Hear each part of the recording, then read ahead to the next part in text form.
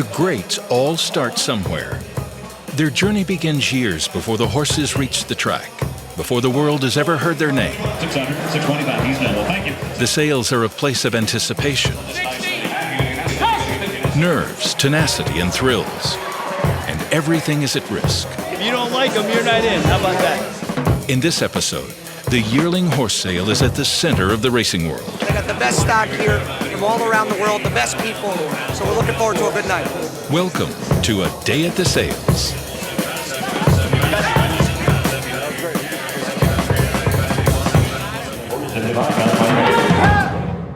On November 3rd, the best horses in the world will enter the starting gate for the $6 million Breeders' Cup Classic. They're off. Devoted owners and trainers will spend the next 5 months competing in races across the globe in order to win a coveted spot into the Breeders' Cup Classic. Now, don't burn now! This is their story and their dream. They are all in. The road to the classic. There are thousands of thoroughbreds born every year. They face huge odds of winning a race, much less becoming a champion.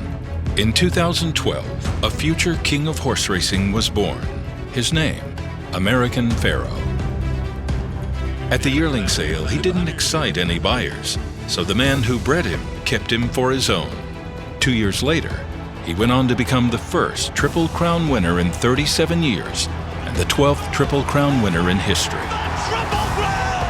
Following the Triple Crown victory, he did what no other horse has ever done, winning the race of races, the Breeders' Cup. A Breeders' Cup winner, a horse of a lifetime! Coining the term, the Grand Slam of thoroughbred racing. American Pharoah now earns a stud fee of $200,000, producing up to 150 foals a year. This is the story of the yearling sales and the search for a proven bloodline, for a legacy, for a piece of history, and the desire to be immortal.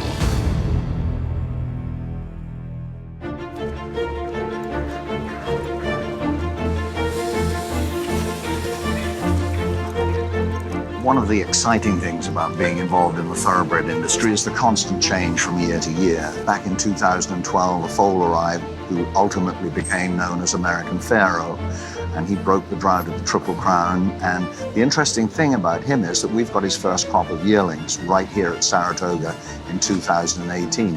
And there are quite a number of them here, and they're drawing rave reviews, as you would expect from a Triple Crown winner. This is Skip 26. She's by American Pharoah, first crop, so she's got all the right credentials. Let's go.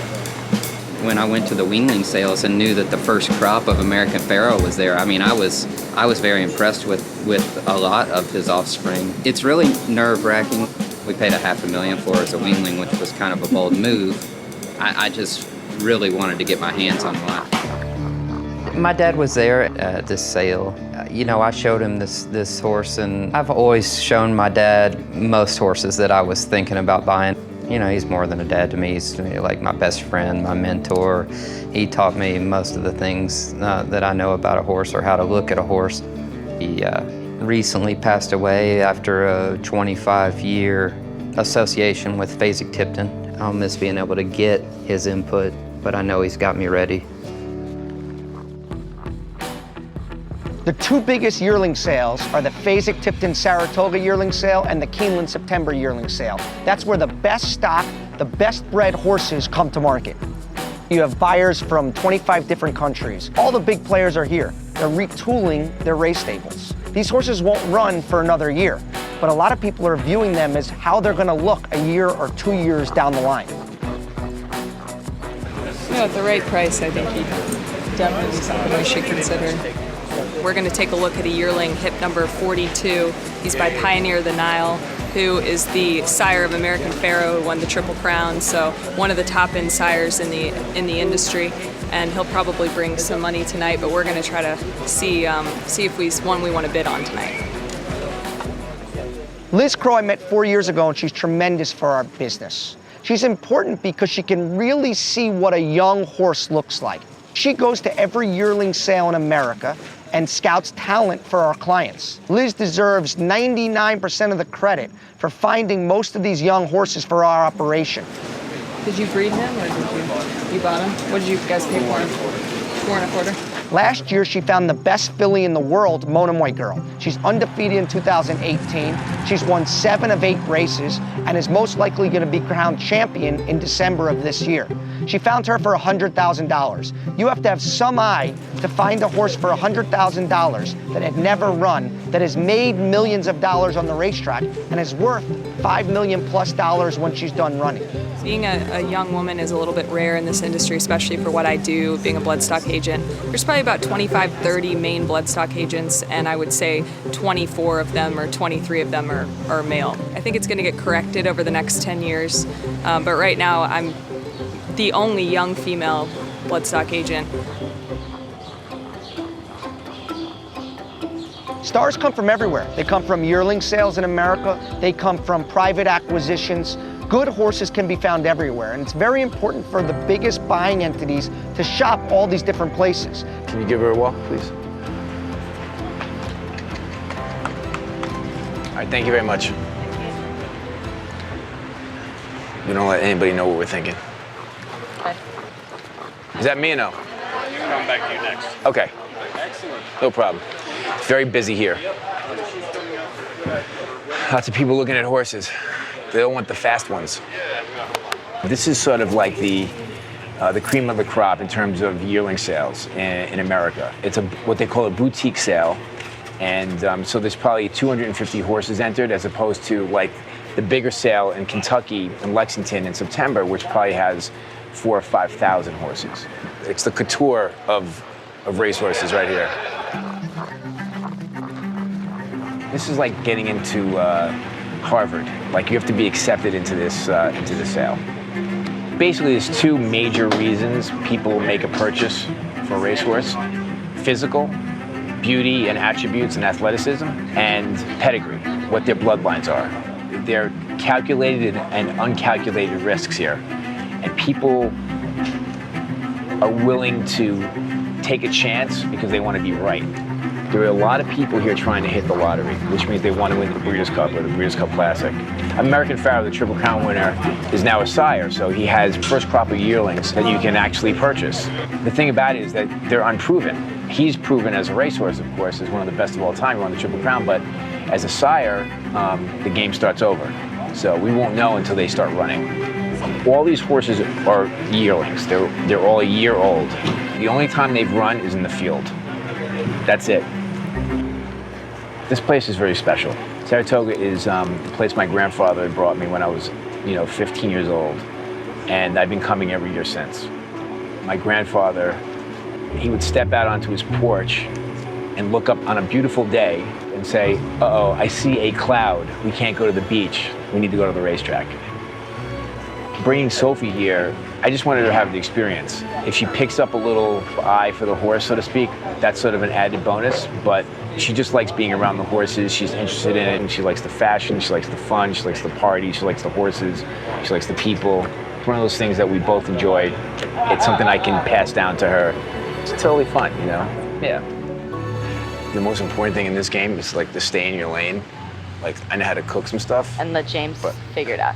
Yeah, exactly. Let him tell us what he really thinks. Because all the things that you look at here, he can see things that a lot of people that I'll can't. never see. Exactly right. Well, maybe at some point, but not this decade. Let's look at this horse. But Saratoga is a very select sale. Just don't know where the next big horse is going to show up. You just have to go to every sale and turn every rock over and look at every horse. And you never know where you're going to find the one you think is going to be the next one and be part of his career on the racetrack. That's good. Thank you. The horse is inspected many times by the different interested buyers. Then the veterinarians get involved, and they do everything from heart scans, x-rays, ultrasounds, and scopes. Scopes is when they look down the throat to see how well it's functioning. That's an important part. If a horse can't breathe, they can't run. This horse, to me, had no abnormalities on films. There are no significant abnormalities, and had a what I call an A+ or a grade 1 function throat with good size. So I have no worries, no reason to put the potential buyer off of the horse.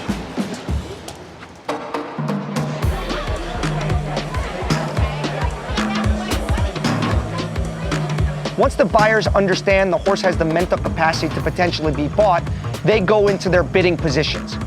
Everybody will bid from a different location. Some people will bid indoors, some people will bid outdoors. The auctioneer will start. Do I have a 200,000, 200,000, 200,000, 250,000, and it will go up from there. Some of these horses will command millions of dollars. Once that hammer hits, the buyer decides where to send that horse. Generally, that horse will go to a farm to let down. This process is very taxing on horses. Can you imagine being a young actor with his very first production on Broadway, and he's told that the opening night of the show is this coming Saturday? And that's exactly what these yearlings are going to go through. They will walk from their barn through a packed crowd towards bright lights and 1,000 people in front of them. Their demeanor at the time that they walk into that ring is a very important part of the evaluation process for these buyers. It takes a very, very special horse to cope with all of this stress.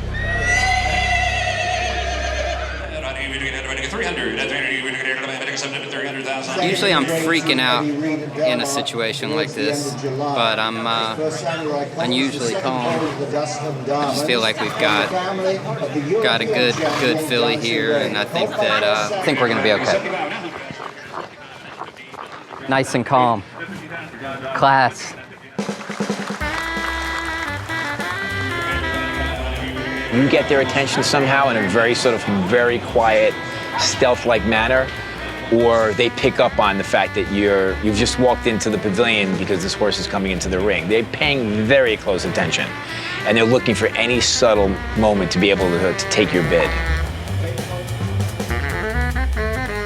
In a little while, a couple of the guys will come around, and we get the call, and we walk out and go act like professionals up at the ring. We're just putting on foot, hoof dressing on the foot, shine them up a little bit, like nail polish. Makes the horse nice and black and shiny.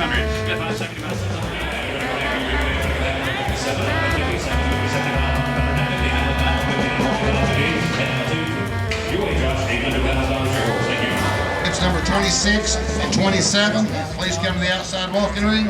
26 and 27. Let's do this. We're going. She's going to maybe hopefully top the sale. She's a genius. Yeah, she's one of the best. She's super talented, very smart, athletic. It's very nerve-wracking. The whole group needs a real big winner.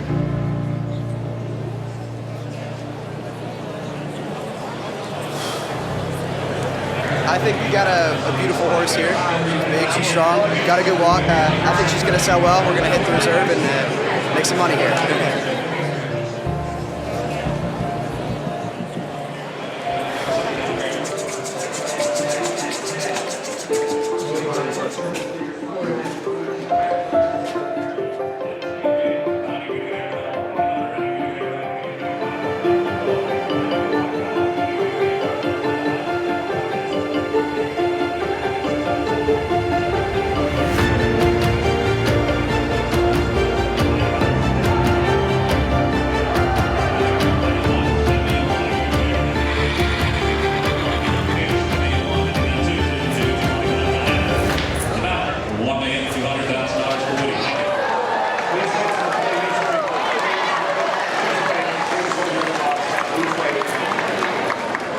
Yes, we did think she was a standout filly.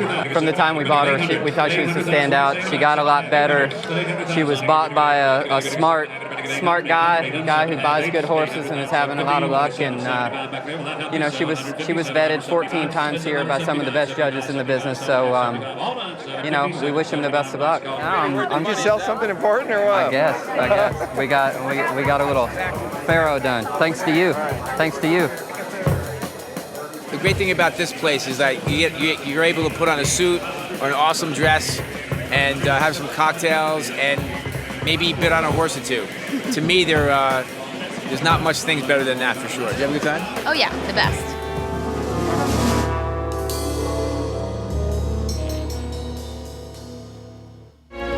Next on All In, the road to the classic. Make no mistake, this is one of the biggest days of thoroughbred racing in North America, period. It's the Travers Stakes at Saratoga. The Travers, to me, is a marquee race. It's been a box I wanted to check for my whole life. An all-star cast of 3-year-olds has assembled. And you talk about favorites, you got to talk about Good Magic. It's an incredible 2018 for Good Magic. Just the horse is something special. So the Travers, as important a race as it is on its own, is also a very good predictor for success when we get to November. It's go time. They're off.